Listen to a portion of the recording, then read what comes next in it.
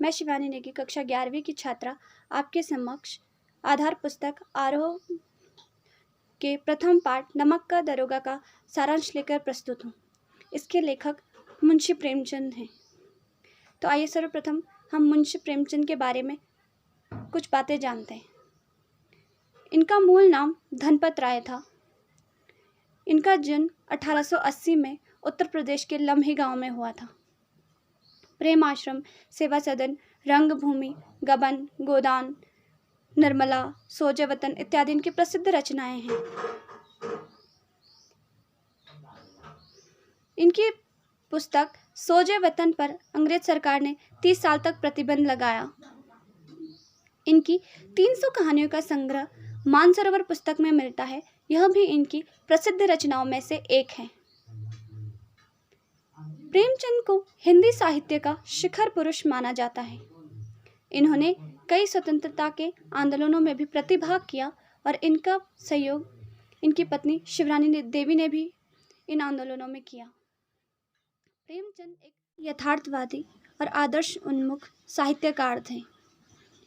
इनका निधन 1936 में हुआ। तो आइए अब हम पाठ की ओर चलते हैं। पाठ का नाम है नमक का दारोगा और यह पाठ कर्मनिष्ठा और ईमानदारी पर आधारित है। तो सर्वप्रथम नमक का विभाग क्या होता है? नमक का विभाग वह विभाग होता है जहां नमक के उत्पाद, आयात, निर्यात, इसके कर आदि के बारे में आदि की जिम्मेदारी इस विभाग के ही पास होती है। तो जब शुरुआत में नमक का विभाग बना तो जब इसके व्यवहार के पर निषेध हुआ तो लोग चोरी छुपे इसका व्यापार करने लगे। बड़े बड़े अधिकारी और वकील भी इसके विभाग में कार्य करने को लालायित रहते थे। इसी समय मुंशी वंशीधर भी अपने लिए रोजगार की तलाश में निकले। जाने से पूर्व उनके पिता ने उन्हें यह समझाया कि बेटा, घर की दुर्दशा तुम देख रहे हो, हम पर ऋण का बोझ सब इतना अधिक तो है ही। बेटियां हैं जो बहुत जल्दी बड़ी होती जा रही हैं, मैं बहुत बूढ़ा होता जा रहा हूँ, न जाने कब मृत्यु सामने आ जाए। अब तुम घर के मालिक हो तो तुम खुद ही समझ जाओ, कोई ऐसा काम ढूंढना जहाँ बाहरी या ऊपरी आय अधिक हो। नौकरी में पद की उच्चता की ओर ध्यान मत देना, यह तो पीर की मजार है। निगाह हमेशा चादर और चढ़ावे पर रखना। ऊपरी आय बहता हुआ स्रोत है जिससे सदैव प्यास बुझती है, लेकिन वेतन केवल पूर्णमासी के चांद की तरह होता है जो घटते घटते कम हो जाता है।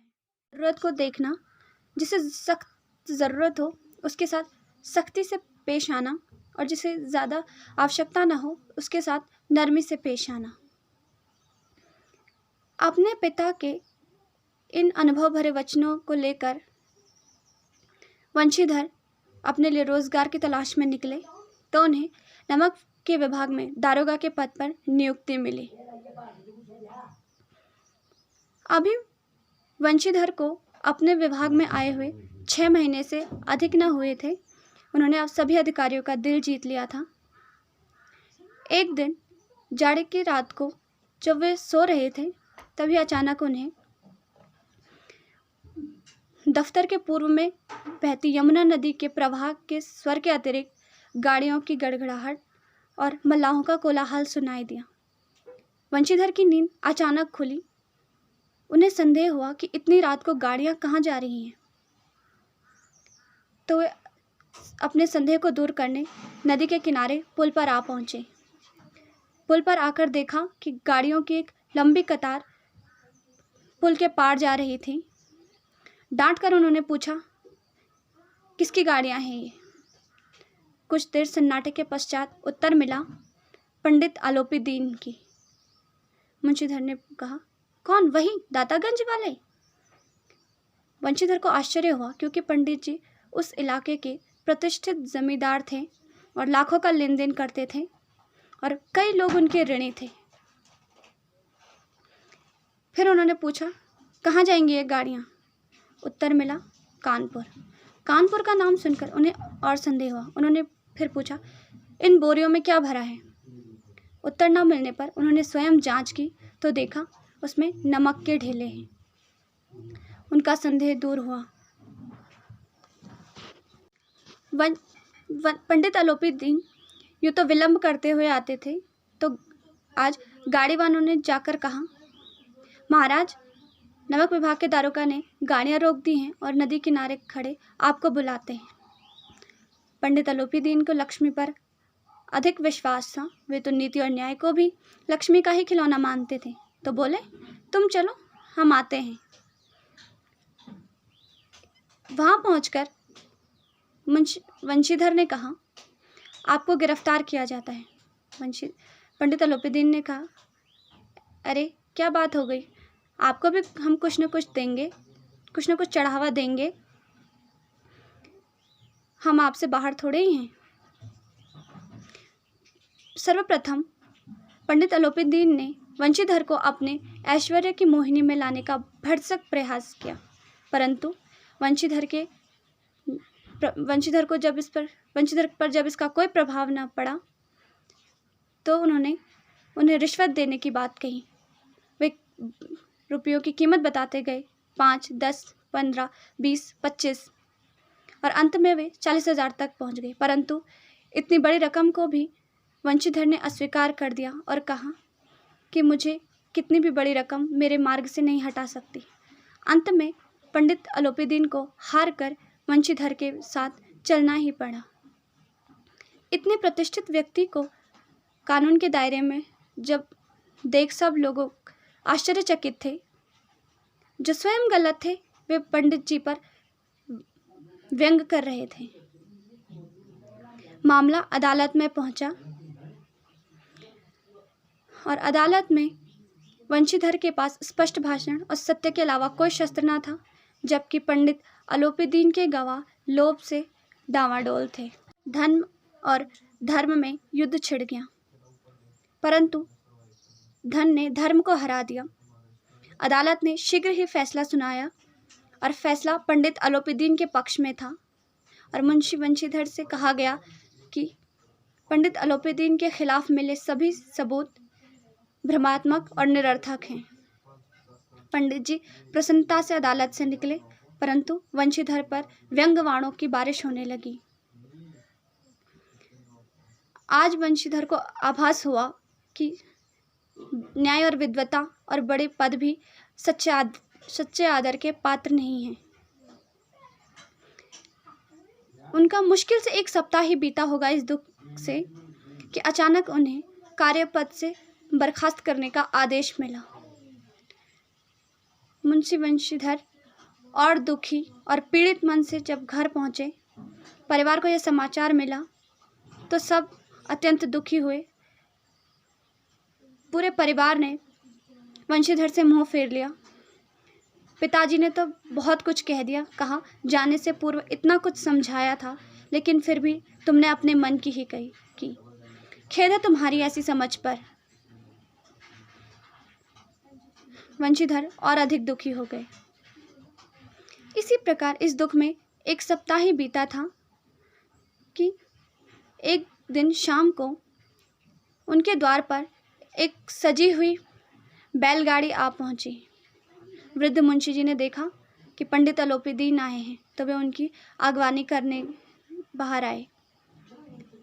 तो उन्होंने कहा, हमारे धन्य भाग हुए जो आप आए, हमारे संतान के कारण आपको कई कष्ट झेलने पड़े। तो उन्होंने कहा, ऐसा ना कहिए, इस समय धरती पर कर्मपरायण और इतने कर्मनिष्ठ व्यक्ति कहाँ रह गए हैं। पंडित आलोपीदीन को आता देख वंशीधर को लगा कि कहीं वे उन्हें अपमानित करने तो नहीं आए, परंतु जब उन्होंने देखा कि पंडित आलोपीदीन उनके पिता से नम्र स्वर में बात कर रहे हैं, तो उन्होंने नम्रता से कहा, उस दिन मैं अपने धर्म के अधीन था, परंतु आज आप मुझे जो भी आज्ञा देंगे मैं वो पूर्ण करूँगा। तो आलोपीदीन ने कहा, मैं आज एक विनती लेकर आया। नदी किनारे पर तो आपने मेरी विनती सुनी नहीं, लेकिन आज आपको मेरी विनती अवश्य सुननी पड़ेगी। तो वंशीधर ने कहा, आप आज मेरे लिए जो आज्ञा देंगे मैं उसे पूर्ण करूँगा। तो पंडित अलोपीदीन ने उन्हें एक स्टाम्प लगा पेपर दिया और कहा, इस पर दस्तखत कीजिए और इसे स्वीकार कीजिए। जब वह कागज वंशीधर ने पढ़ा तो उनकी आंखों में आंसू भर आए। उन्होंने देखा कि पंडित जी ने उन्हें अपनी जायदाद का स्थायी मैनेजर और 6,000 सालाना वेतन के अतिरिक्त रोज़ाना खर्च, रहने के लिए बंगला, सवारी के लिए गाड़ी और नौकर चाकर सब मुफ्त दिए।